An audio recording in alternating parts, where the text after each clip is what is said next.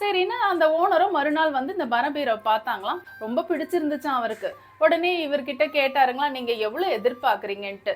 இவர் சொல்லனான்னு வரத்துக்குள்ளார அவரே சொல்லிட்டாருங்களாம், இதுக்கு 1,00,000 தரங்க அப்படின்னு சொன்னாருங்களாம்.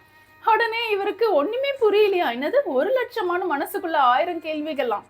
ஐயோ, நம்ம ஒண்ணுமே தேராதுன்னு நினைச்ச இந்த மரபீரோ நம்ம கஷ்டத்தை தீர்க்க வந்தது, 1,00,000 கொடுக்குறேன்னு சொல்றாரேன்னு சொல்லிட்டு கொஞ்சம் யோசனையிலே இருந்தாருங்களாம். அந்த கடைக்காரர் இவரோட மௌனத்தை பார்த்து பயந்துட்டாருங்களாம். பயந்து முடிச்சோன்னு டக்குன்னு பேசினாருங்களாம். என்ன சொன்னாருன்னா, சரிப்பா உனக்கும் வேணாம் எனக்கும் வேணாம், 1,20,000 முடிச்சுக்கிறேன்னு சொல்லிட்டு அவருடைய மஞ்ச பையில இருந்து 1,20,000 எடுத்து கொடுத்தாருங்களாம்.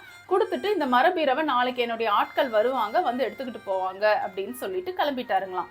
மனைவிக்கும் கணவனுக்கும் ஒண்ணுமே புரியலையா. மனைவியையே அப்பதான் நினைச்சாங்களாம், இந்த பீரோ ராசி இல்லைன்னு நினைச்சோம், இந்த பீரோ நமக்கு இவ்வளோ லட்ச பணத்தை கொடுத்துட்டு போயிருக்கு, நம்மளுடைய கஷ்டங்கள் கொஞ்சம் தீரும் அப்படின்னு நினைச்சாங்களாம். இந்த குட்டி கதை நமக்கு என்ன சொல்லுதுன்னா, ஒரு விஷயம் ஒரு முடிவு எடுக்கிற நேரத்துல ரொம்ப சீக்கிரமா முடிவுகள் எடுக்கக்கூடாதுங்க. யோசனை பண்ணி தான் முடிவு எடுக்கணும். இவர் யோசிச்சதுனாலதான் இத்தனை லட்சம் இவரை தேடி வந்துச்சு. இந்த குட்டி கதை உங்க எல்லாருக்கும் பிடிச்சிருக்கும்னு நினைக்கிறேன். அடுத்த குட்டி கதையில உங்களை சந்திக்கிறேன். நன்றி, வணக்கம்.